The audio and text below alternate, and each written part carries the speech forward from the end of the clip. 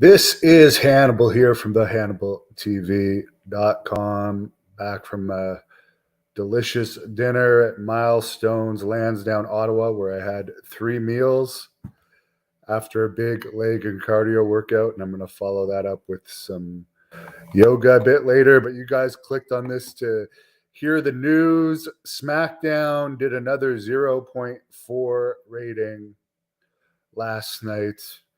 Remember when NBC or Fox, is it, first signed SmackDown? It is Fox.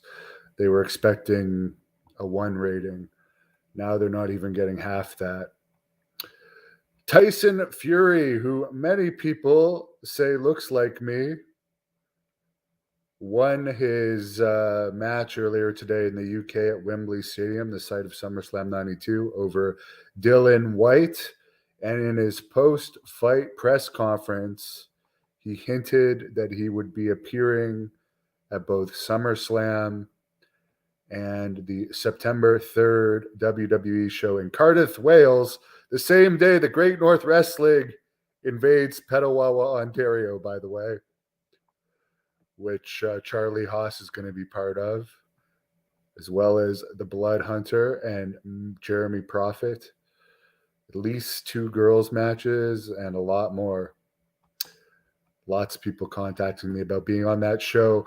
But Tyson Fury said this, quote, "Don't rule me out of fighting there. You might see me at SummerSlam. I got to speak to Vince and the boys, maybe make this happen. I know Drew McIntyre has been saying a lot of things about me. I'd love to knock him out.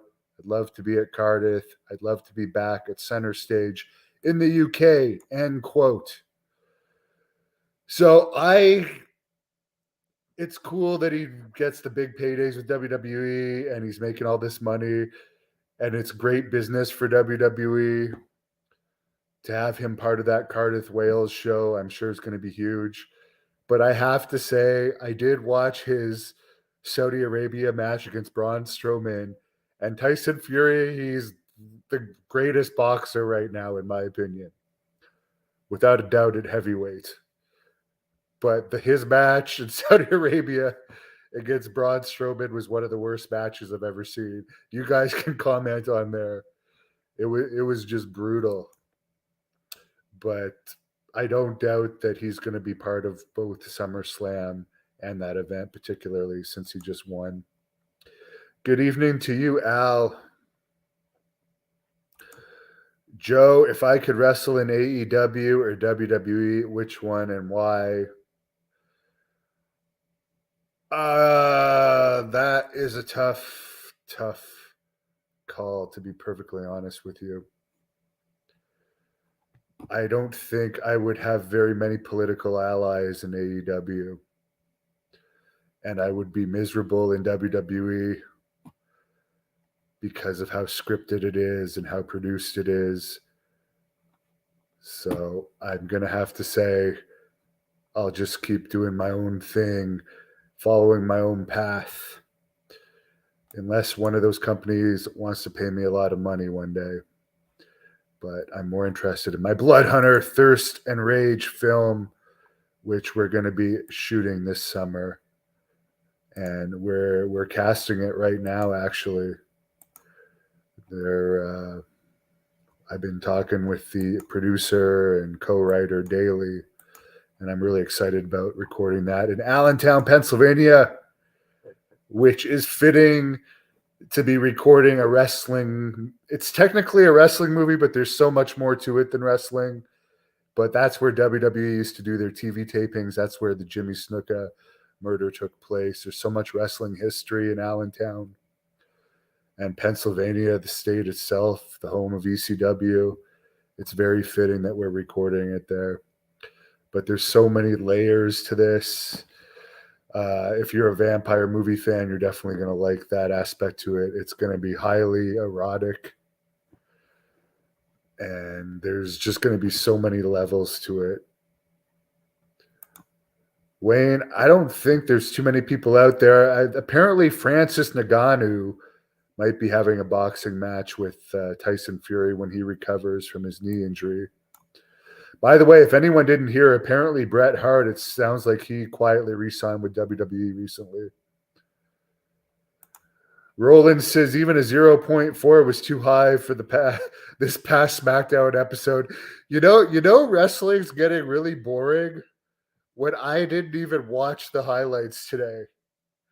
Like normally, before I do the ratings report, I'll watch the 3-minute highlight video. I had like zero interest in even seeing what happened. That's how boring it is to me right now.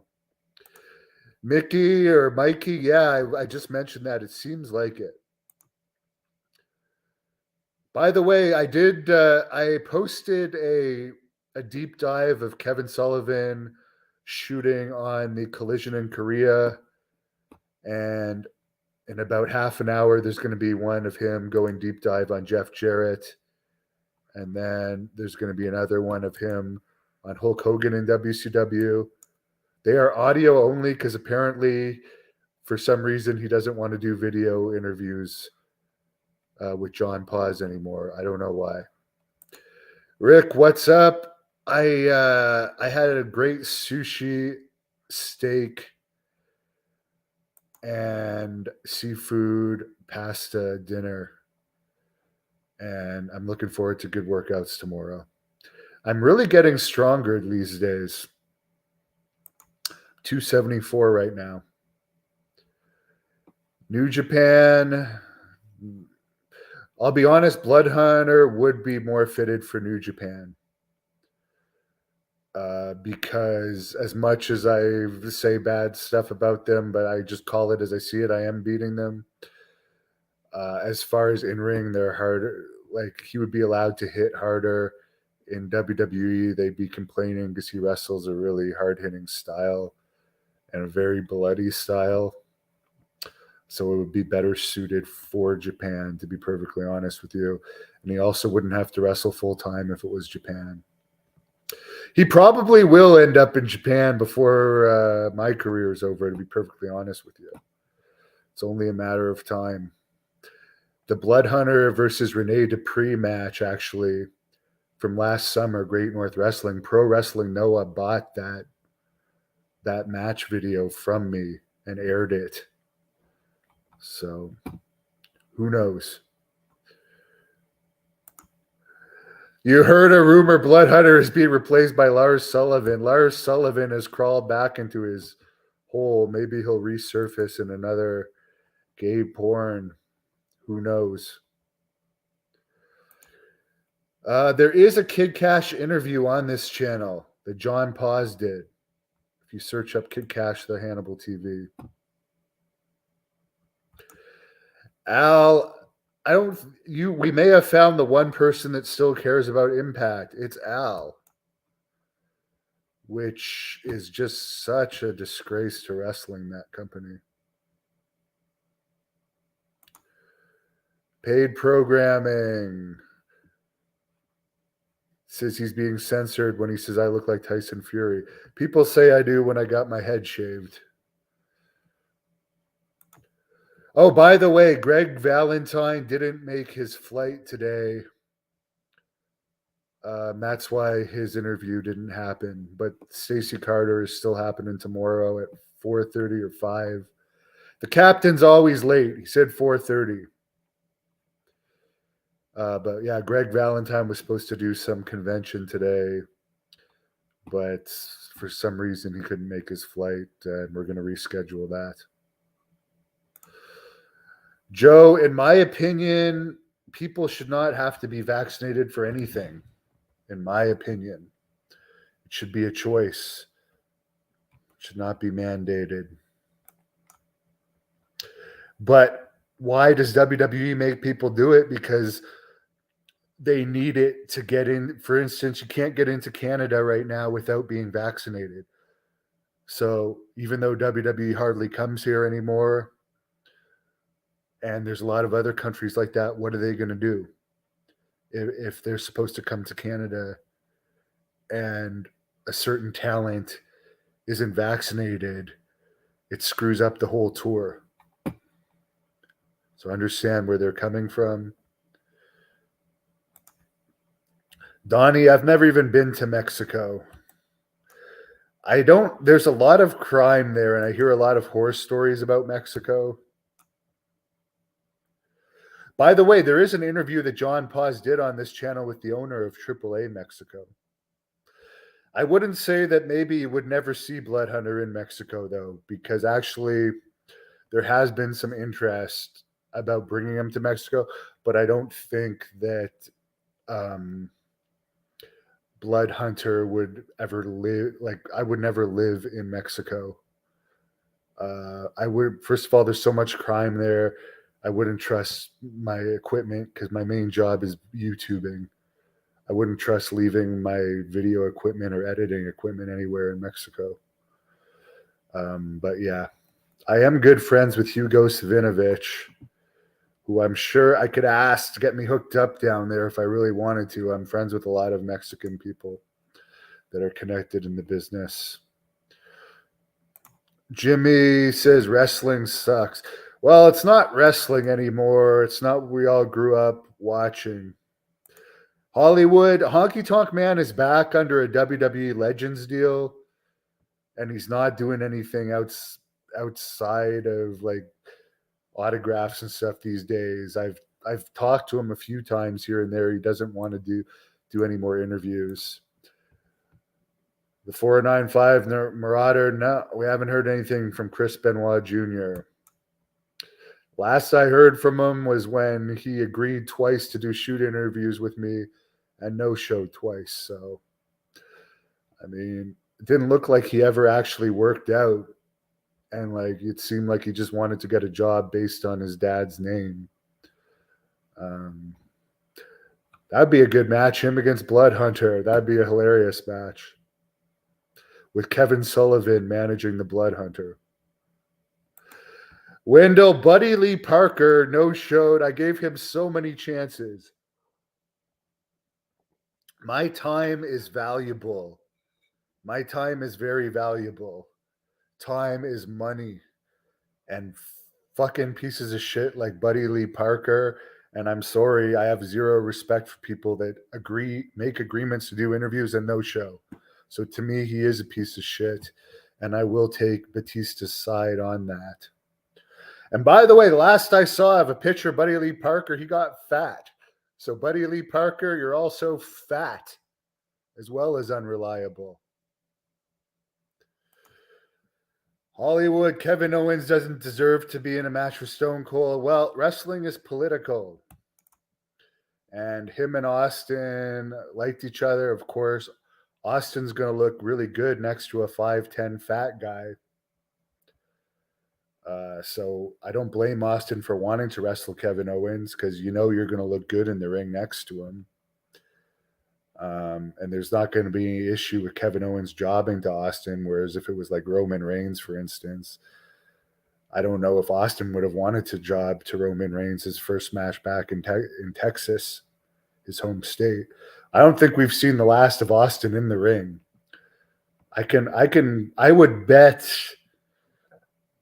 I would make a very large wager that we have not seen the last of Austin because he can still go. He was the most entertaining thing about WrestleMania. And they need stars.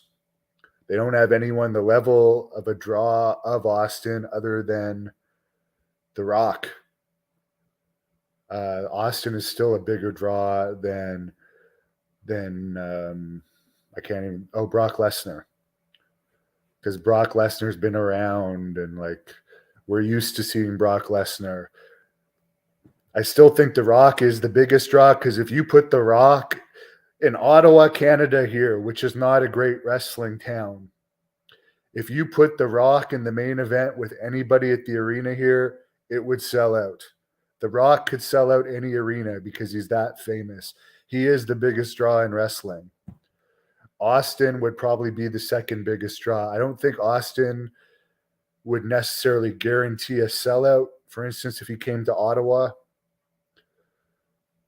unless it was a one-time match, but Austin would draw. more than anyone else on the roster. I'm saying if they were on a regular tour, if it was a pay-per-view and a one-time match, of course. But I think the only guy that could actually sell out every single town in 2022 is The Rock, because he's just such an international celebrity. Austin would definitely draw big crowds, though, if he did a farewell tour. But I don't think he's in good enough shape to, or like, not, he's in great shape. I don't think his body could handle regular matches again. Do I have a favorite Ultimate Warrior match? The WrestleMania 7 match against Savage, because it was so emotional. Hello, Carla. How are you doing? Rick, I know that what's his face, the one of the bookers for AEW, TJ Marshall or something, JT Marshall, no, QT Marshall. He does not like me, apparently. I know that because he told Jacques Rougeau he didn't like me, even though I'm the one that hooked him up with Jacques Rougeau. So since QT Marshall is one of the bookers of AEW, how he got that position, I guess, from his friendship with Cody. So who knows how long that'll last now that Cody's out. I couldn't expect anything like that. I can't tell you that it would have been more likely to have happened last year. Do a shoot interview with Bart Gunn, Gregory, track him down for me, and I will. Chris Benoit is a wimp. I agree. Anyone that kills a child is a wimp.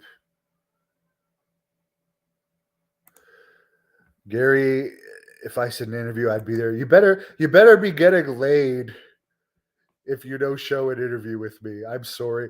The thing that annoyed me, Gary, is, and I'll tell you this about Sergeant Buddy Lee Parker, is I've seen him do interviews with so many podcasts that are like unknown, that get hardly any hits, and he no-showed mine multiple times. It's like, why wouldn't you do the most popular shoot interview channel by far on the internet? In monthly views, I beat everyone in the shoot interview business. John Pa is a 5'10" fat guy. Good for you. By the way, I don't hate fat people. I just don't like that that Kevin Owens presents himself as a tough guy when he's never been in a real fight in his life. He's from this territory. Any confrontation he's been in, he's backed down, including against Jeremy Prophet and CM Punk. And he's not in shape, and he's not tough. Wendell Bloodhunter versus The Rock at the Ottawa Civic Center. I was actually, as I said, I had dinner beside the Ottawa Civic Center tonight, where I had one of my most famous matches against Abdullah the Butcher in front of 4,000 fans, the very first Great North Wrestling event. But for people that aren't from Ottawa, the Civic Center is where I grew up watching wrestling. That's where Ric Flair actually made his WWE TV debut, in the Civic Center. He had that confrontation with Piper where Vince McMahon got hit with the chair. And anyways, I was thinking, Wendell, when I walked by there, I got to wrestle in there at least one more time, because that was the Mecca to me growing up. But no, I don't think The Rock is going to. I think The Rock is going to wrestle Roman Reigns because he's family. But I don't think The Rock's going to have too many more matches. Austin versus Cena, very possible, but I would think you would see Austin versus Roman Reigns as well, to be honest. Pulsar Lights, I don't know anything about Sunny's legal fees, but I did hear she was making tens of thousands of dollars on OnlyFans. Mitch Miller says Q-Tip Marshall. There's another guy that's just a political guy. He's a bland wrestler, but just has friends in the right places. Any updates on Marty Jannetty? No, but he would be a guy I would like to interview again. No, Kevin Owens has not KO'd anyone in real life. I agree with that. Jimmy Smith, I did hear Jericho's podcast with the Butcher, and I already commented on it. It was pathetic that Jericho was letting that guy spew lies. But whatever. Kurt Butler, yes, Abdullah is 81 years old and a piece of shit in life. I'll be happy when I hear he dies. Just like when I heard his manager, Honest John, died, I was actually happy because he was also a piece of shit. So when Abdullah dies, I'll get up, and if you've ever seen Ric Flair do his little dance, I'll get up and I'll dance a little jig and I'll do a little strut. 495 Marauder says The Rock and Roman definitely next year WrestleMania. Tyson Fury had an awesome fight. I heard that. Willie likes my wrestling. Thanks. Appreciate it. Pulsar Lights says Tony Atlas's wife is over 80. Will Con checking in from Tampa, and I'm checking out from Ottawa, where it's still pretty damn cold out. Still pretty cold out. You still need a jacket outside. But I'm going to finish posting something, do some yoga, and go to bed because I want to get a couple good workouts in tomorrow. And Piper's going to be back. Hey, wait a minute. I can't close off yet because Jeff White is in the house, everybody. And by the way, Donnie Brasco, it's 5 degrees in Guelph, where I won OFSA in Guelph, which is the equivalent to the state wrestling championships. And I won it in the Guelph arena where WWE used to go to before a very large crowd. So that was one of the best moments of my life because I destroyed all my opponents in that tournament. And it was like a 32-man tournament, and I kicked ass my last year of high school. Have a great night. Thank you for watching The Hannibal TV. Please help me out and like this video, then click the subscribe and get notifications buttons so you don't miss any of my latest shoot interviews, match videos, or news updates. Follow us on Facebook at The Hannibal TV for more live streams and videos. And